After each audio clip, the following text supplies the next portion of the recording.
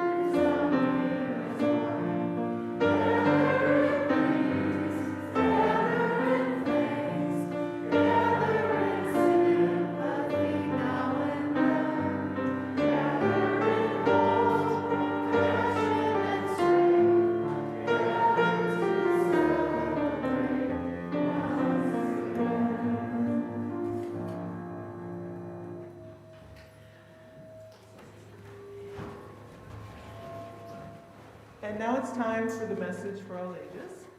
So if all the children and those young at heart can come on forward. We are very echoey this morning.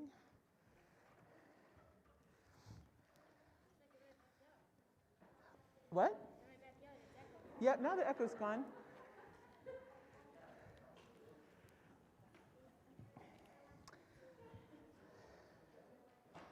So the story that I'm going to read to you this morning is called The Lonely Mailman, and it's by Susanna Isern and Danielle Montero Gallion.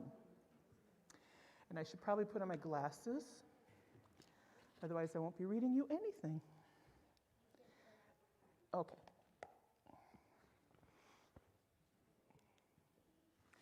Every morning, just as the sun is rising, the old mailman leaves his house with a bag full of letters. He climbs onto his bicycle and sets off on his way. The mailman goes to each door, rings the bell, and only says 4 words. "Squirrel, letter for you." He whispers so quietly that even he can hardly hear the words. "Hedgehog, letter for you." "Dear Squirrel, sorry about pricking you yesterday when I bumped into you at the market. To make up for it, come over for dinner at 8. Don't be late. Hedgehog." "Dear Hedgehog, I know you pricked me yesterday, but don't worry, I know you didn't mean to. If you invite me for dinner, we can have a chat. I'll be there at 8, so see you then. Squirrel." Sometimes the animals that live in the forest offer him a cup of coffee. But the mailman always smiles, says, "No, thank you," and rides off in a cloud of dust. "Dormouse, letter for you." "Sorry, Dormouse. I realized yesterday that I'm tapping away next to your nest. I know how much you like to rest, so I'm off to find another tree to peck. Woodpecker." He never gets off his bicycle. "Woodpecker, letter for you." "Dear Woodpecker, the tree where you started to peck is next to my nest, and now I can hardly sleep. Couldn't you move to another tree? Dormouse." The animals see him cycling through the forest every day, but they hardly know him. "Butterfly, letter for you." In fact, nobody knows anything about the mailman at all. "Turtle, letter for you." Beautiful butterflies. There's plenty of room on my shell where you can sunbathe in peace and quiet, and if it starts to rain, you can all come inside for a cup of tea. Turtle. "Dear wise old turtle, we'd love to come visit you to flutter around and keep you cool and sit a while in your lovely shell listening to your tales while we enjoy the sun." The butterflies. Some of the animals think that the mailman is sad, and that's why he doesn't say much. "Bear, letter for you." But nobody really knows because nobody's ever asked him. "Rabbit, letter for you." "Dear Bear, when I see you swimming in the lake, I want to be there with you, but I feel a bit scared because I'm afraid to get water in my ears, and I can't swim." Rabbit. "Dear Rabbit, I've had a great idea for when I'm bathing in the lake. You can climb up on my back just as if I were a big old boat." Bear. All through the day, the old mailman rides around delivering mail in the forest. He visits the wolf, the deer, the frogs, the beaver, the fox, the skunk, and the fish in the river. At last, the sun sets, and the mailman has no more letters in his bag. Feeling very tired, he heads home. Every night, the old mailman sits down in the flickering candlelight and writes letters. They are the letters he'll be delivering the next day. Invitations, apologies, plans, and messages full of love. He writes and writes until he's exhausted, then falls fast asleep on top of his typewriter. So who writes all the letters? The mailman. Yeah. Now he's getting up in the morning. Did you see the little mouse there? What's he doing? Putting a letter in the mailman's bag, yep. One day, When the mailman is just about to finish his round, something amazing happens. The last letter has his name and his address written on the envelope. It's a letter for him.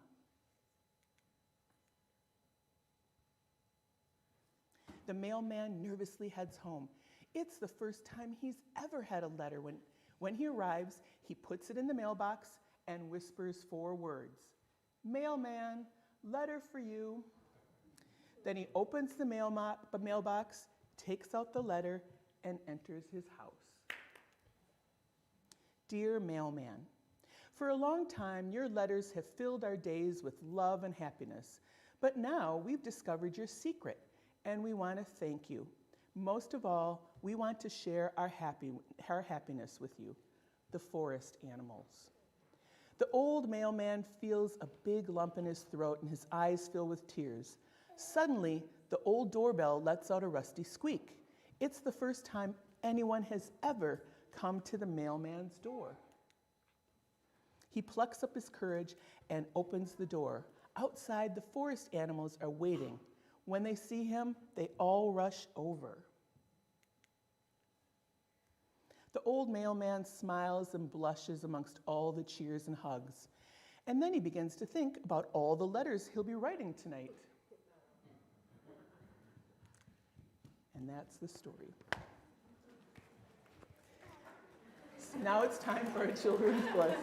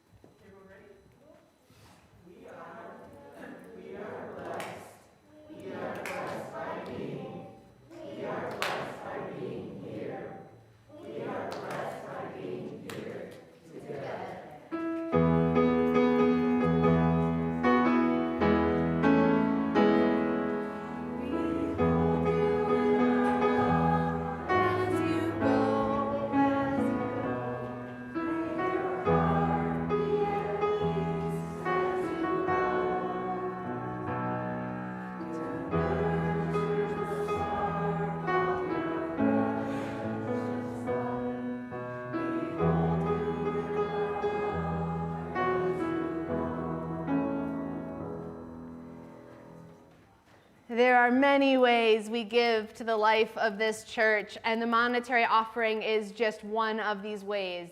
Each month we partner with a local organization and share the money we gather during our offering. If you are with us here in the sanctuary, we're still using that red box there on the welcome table. If you're joining us online, you can find out more about ways to give at OBUUC.org. Our partner for December is NAMI Racine County, which is a local affiliate of National Alliance on Mental Illness.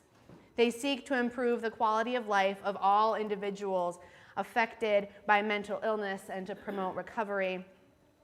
NAMI Racine County focuses on 3 areas that offer reform, health, and hope to our community: advocacy, education, and support.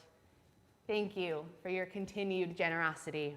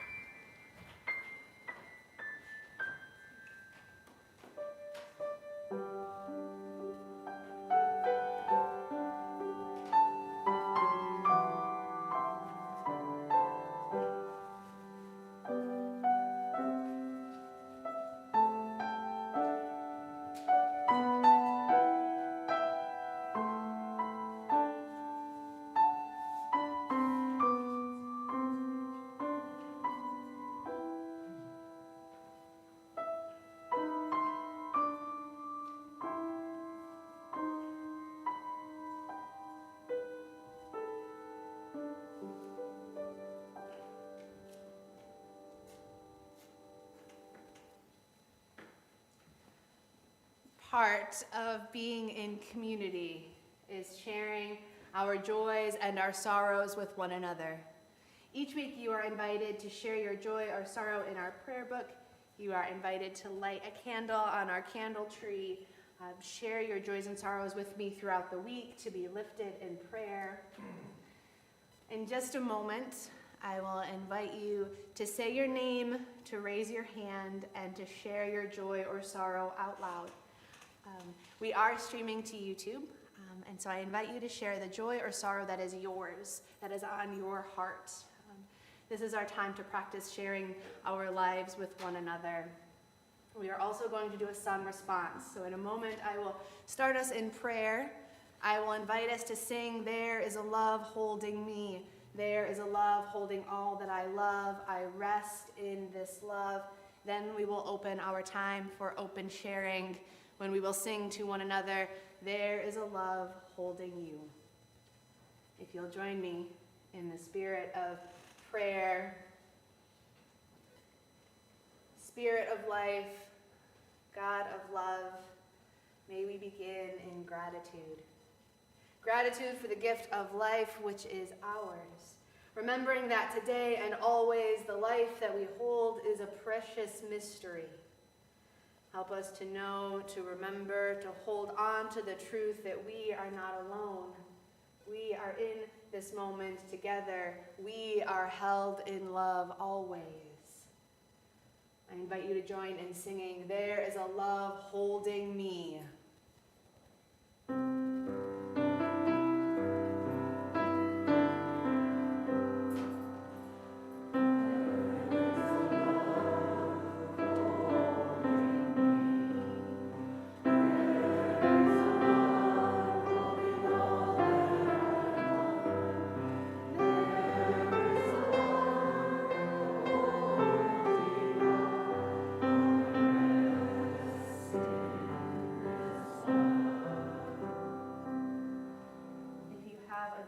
Sorrow to share, I invite you to raise your hand.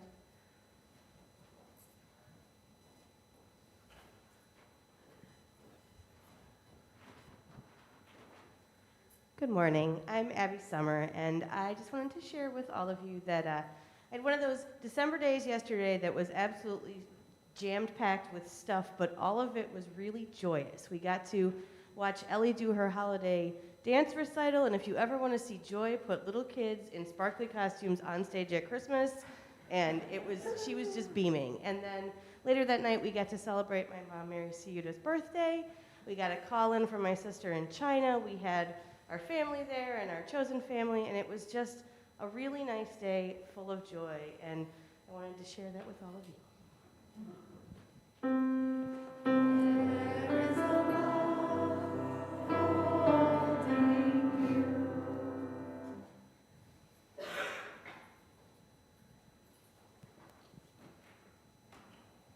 Hi, Mary Beth Sulke. It's a joy that Frank is strong and adjusting well to being at Elizabeth Gardens. His daughter Rachel said to invite anyone over next Saturday afternoon to his former home on 4400 Ridgeway to help yourself to an empty bookcase or some books. The rest will have to all be donated, so you're welcome to take them free of charge and enjoying that Rachel is coming from California to spend the holiday time with Frank.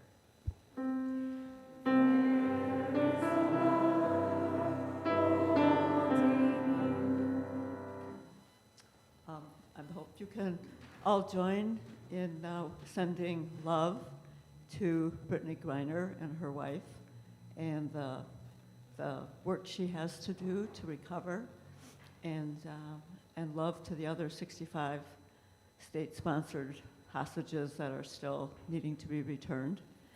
And I think that's it. Thank you.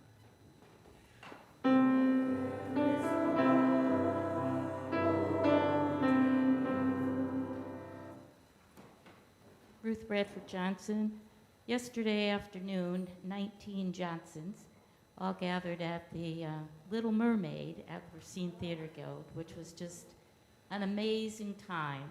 So as our 2 sons and their families, and our 2 nieces and nephew and their families, so the 5 cousins, and we have not really all been together at holiday time in a very long time. We then ate at Infazino, so it was quite the celebration.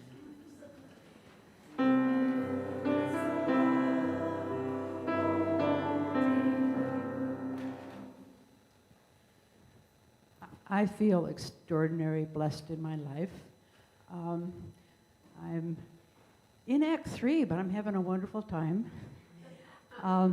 Wendy and I recently made a trip to Spain and Portugal, and one of my goals there was to visit my father's grave.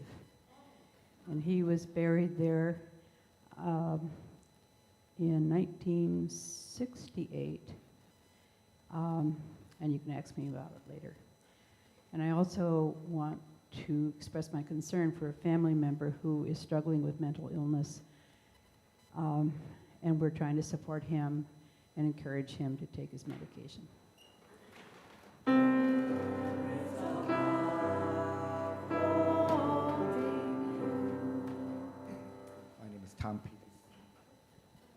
My name is Tom Peterson. My mom, Donna Peterson, passed away 3 weeks ago tomorrow.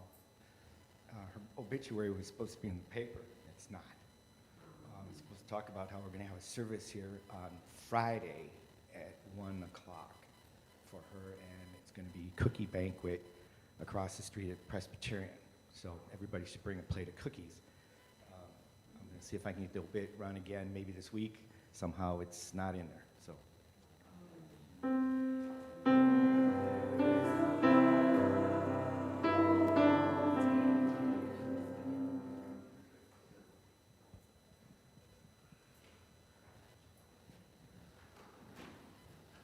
Wendy McKelvey. I'm thrilled to be in the sanctuary again because I was gone to Portugal. Then I went to Arizona and we had a dedication service for my brother who died this summer. And it was like another family reunion, just like, you know, we hadn't all been together for a long time and it was just wonderful. Except I came home with a cold.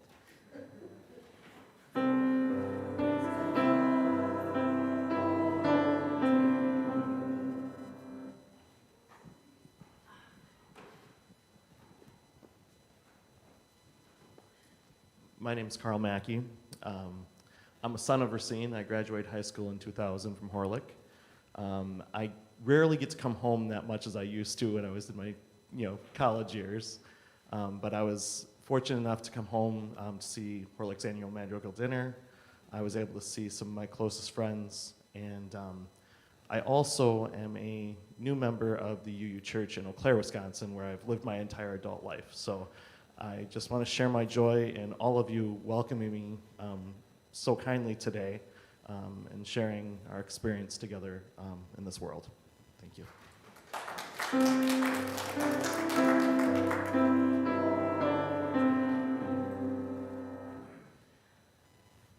We lift all of the joys and all of the sorrows that remain on our hearts, on the hearts of our beloveds in this space. We lift them, us, into the larger love.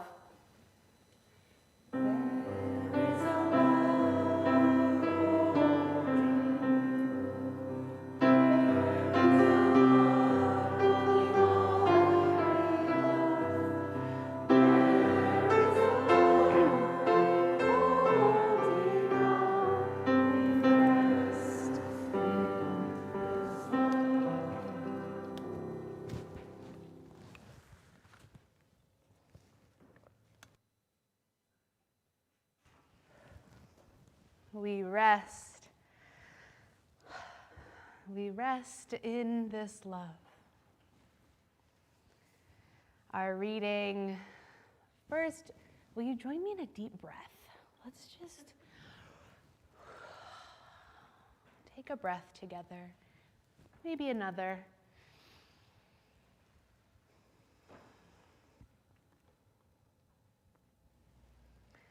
Our reading, Utterance of a Timeless Word by Angela Herrera.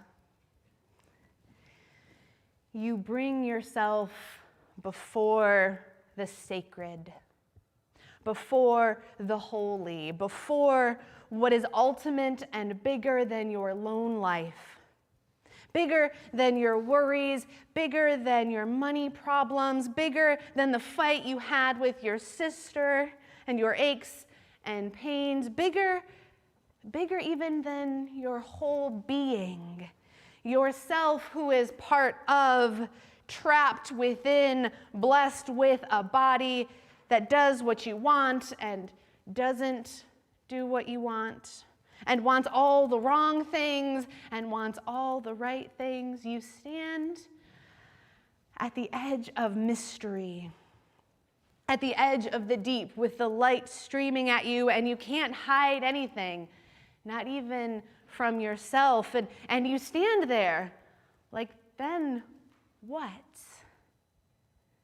Maybe you call your pastor and say, what is this? What am I looking at? What do I do? And your pastor comes and stands at the edge with you and looks over. She can't hide anything either, she thinks. Not even the fact that she doesn't know how to answer your question and wonders if you can tell. She thinks of all of the generations who have come before you and cast words out toward that source of light, wanting to name it. Somehow she thinks to herself, the names stayed tethered to the aging world and got old, while the light remains timeless and burns without dimming. Meanwhile, the arm full of worries that you brought to the edge of mystery have fluttered to your feet. Unobscured by these, you shine back, light emanating onto light. You, with your broken heart and your seeking, you are the utterance of the timeless word. The name of the holy is pronounced in your being. So ends our reading.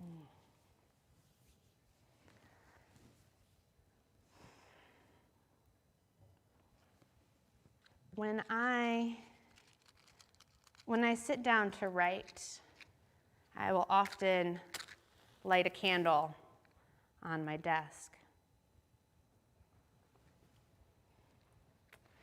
The warmth and the glow creates just the right atmosphere when trying to write one's heart on a page, or when trying to write what one thinks is on other hearts.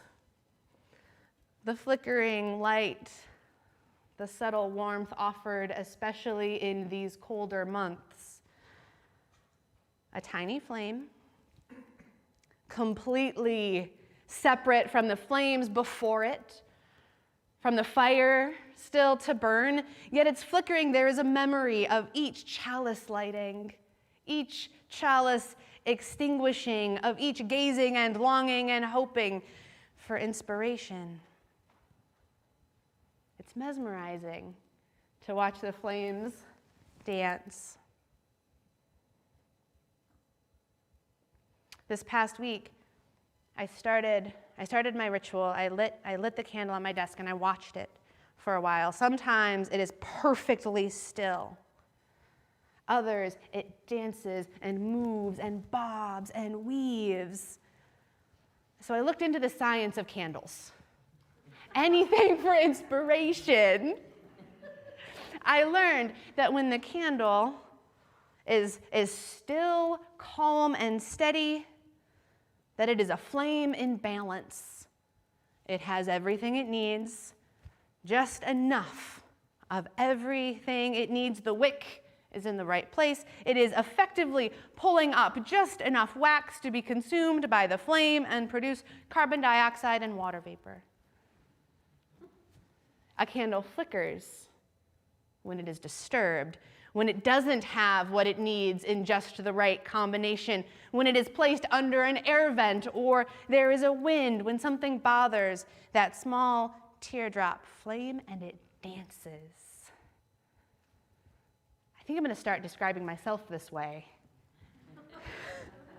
When something doesn't go as planned, right? When something falls apart, we're invited to pivot. When the wind of spirit blows us in a different direction, rather than getting frustrated and angry and overwhelmed, I'm going to take this lesson from the candle. I'm being invited to dance. We are being invited to dance. The stories we share this time of year, the stories we are called to remember and to celebrate, are not the times when the humans of old had exactly what they needed. They weren't balanced. They certainly weren't still. There are stories of fear and courage and hope, often celebrated in the form of light, of candles, of stars.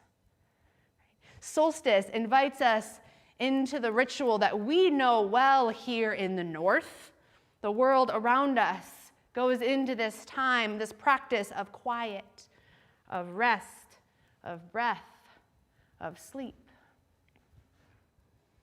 Christmas, a baby born to fulfill a promise. The promise that comes with each new life, hope and joy and peace and love and a North Star that guided wise people to that new life.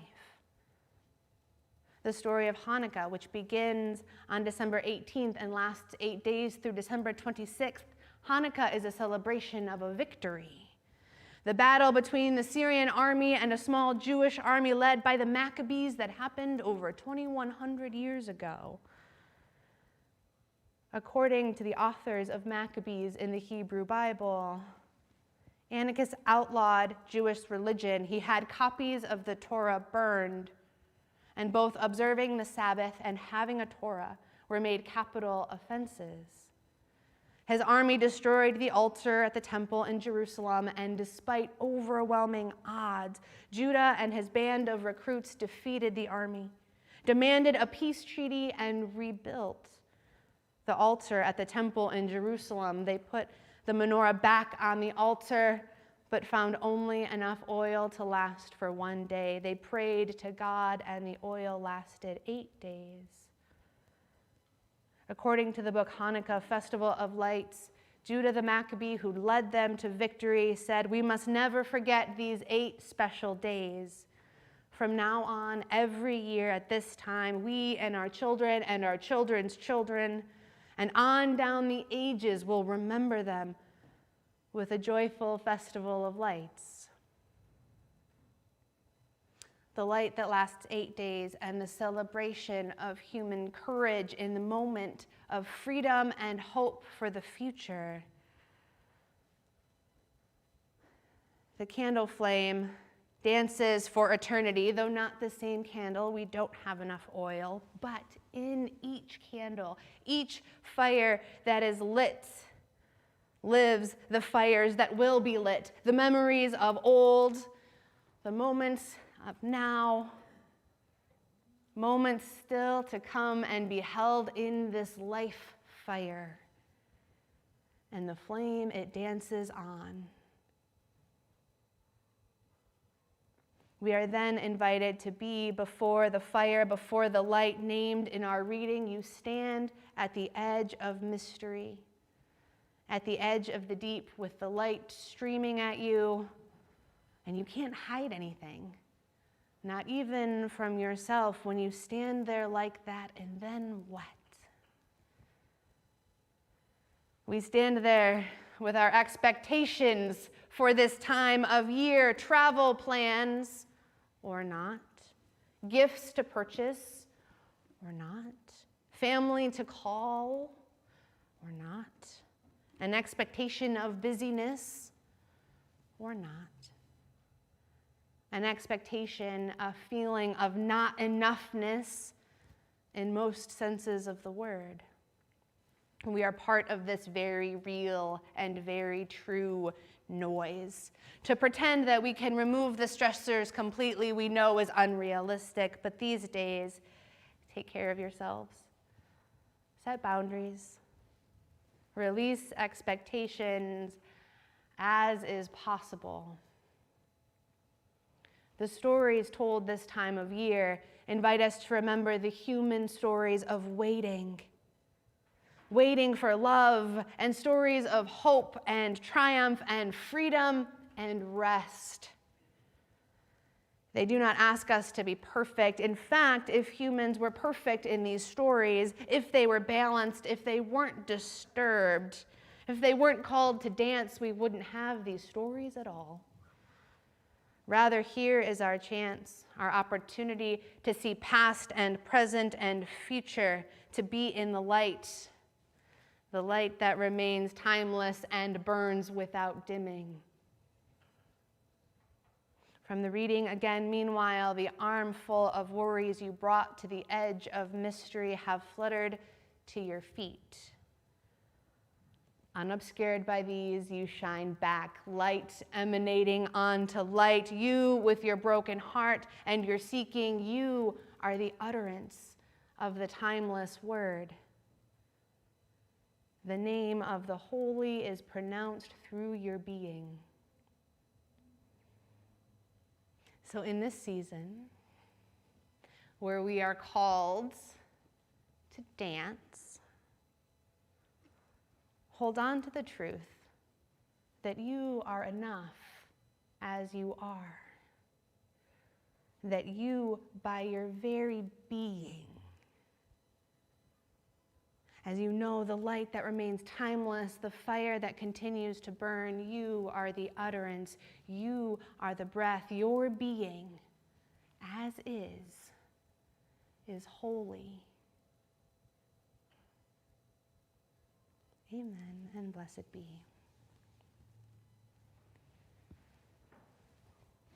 Will you join me in a moment of shared quiet to pray, to meditate, or to dream?